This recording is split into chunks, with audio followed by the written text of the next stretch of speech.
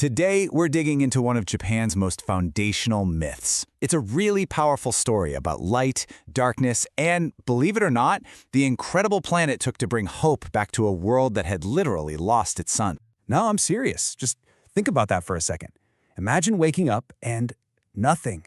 No sunrise, no warmth, just endless, cold darkness. What would you even do? What could you do? It's a pretty terrifying thought, right? Well, for the ancient gods of Japan, this wasn't just some scary what if. According to their mythology, this exact catastrophe actually happened. The sun disappeared, and it took a really, really clever plan to get it back. So, our story kicks off with a conflict. We're talking a family argument, but on a cosmic scale. And at the very heart of it all is Amaterasu, the glorious goddess of the sun. It all started with this really bitter quarrel between Amaterasu and her wild, stormy brother, Susanoo, who happens to be the god of storms. Now, the exact reason for the fight kind of changes depending on who's telling the story, but the result was always the same. His actions made Amaterasu feel so ashamed and furious that she just couldn't face the world anymore.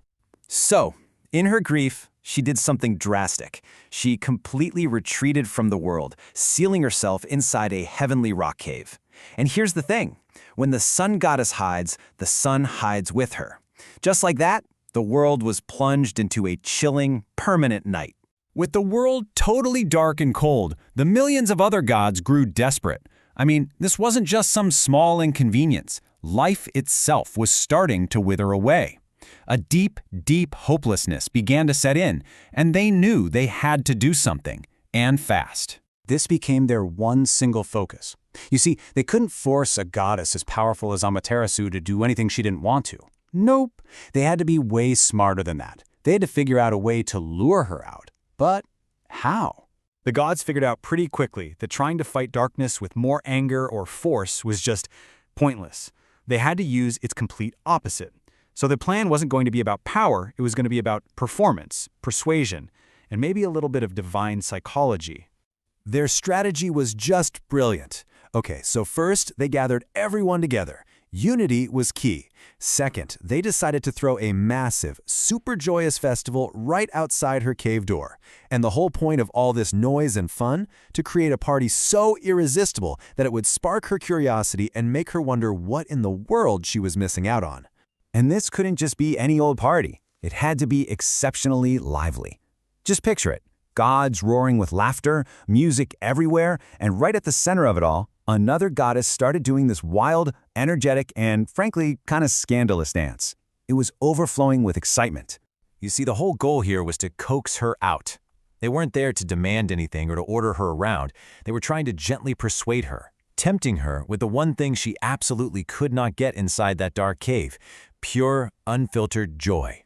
This was their whole strategy in a nutshell. They were going to fight her sorrow with laughter and her isolation with community. It was just a beautiful and incredibly smart way to solve a cosmic crisis.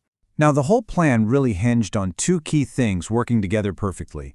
All that crazy noise from the festival and a very special object they put right at the cave's entrance, a sacred mirror. You know, the gods were basically banking on one of the most powerful forces there is: curiosity. Stuck inside her cave, Amaterasu hears all this laughter. She's thinking, wait a minute, the world is supposed to be dark and sad. So, why are they all celebrating?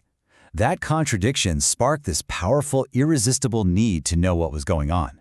Finally, totally intrigued, she just couldn't take it anymore. She pushed that huge stone door open just a tiny crack to peek outside. And what she saw was another brilliant, radiant goddess in the distance. Of course, what she was actually seeing was her own magnificent reflection in that sacred mirror they'd hung on a tree. And that was the moment. That was the climax of the whole plan. As she leaned out to get a better look at this mysterious, shining goddess, one of the stronger gods yanked the stone door wide open, and another one pulled her out of the cave. And just like that, light flooded the entire universe once again. The change was absolute. The world went from darkness and despair to light and life. Helplessness was suddenly replaced by hope and warmth, and that horrible silence of fear was just shattered by the sounds of joy and harmony. This one single act changed literally everything. You see, her return didn't just flip the lights back on, it restored the world itself. Everything was brought back to its proper, balanced state. The crops could grow again, people could feel warmth, and the whole natural order of the universe was finally set right. But maybe the most important thing that came back was hope. This was always about more than just sunlight. It was about the feeling that things could be good again. That deep down expectation, that desire for a better future. That is what truly returned to the world in that moment. And as the light returned, Amaterasu recognized that it wasn't just her. She knew the world was shining again not because of her power alone, but because of the faith of all the other gods, their faith in each other, and their refusal to ever give up on the world. So why are we still telling this story thousands of years later? Well, it's because its meaning, its legacy, is just as powerful and relevant today as it was back then. When you really boil this ancient story down, you're left with some pretty profound lessons. It teaches us that unity can actually overcome darkness. It shows us that joy isn't just some silly thing. It's a powerful, creative force. It reminds us that hope isn't something you just stumble upon. It's something you have to create together. And maybe the biggest lesson of all, even gods need their community. And that is the true legacy of Amaterasu. It's not just a cool story about the sun. It's this timeless lesson about resilience, community, and the surprising power of joy, handed down from one generation to the next. And that brings us to the final thought for this explainer. The gods brought back the sun by literally creating joy and laughter together. So, I'll leave you with this question. In your own world, in your family, at your job, with your friends, what light, what hope or joy are you creating together? Thanks for joining us.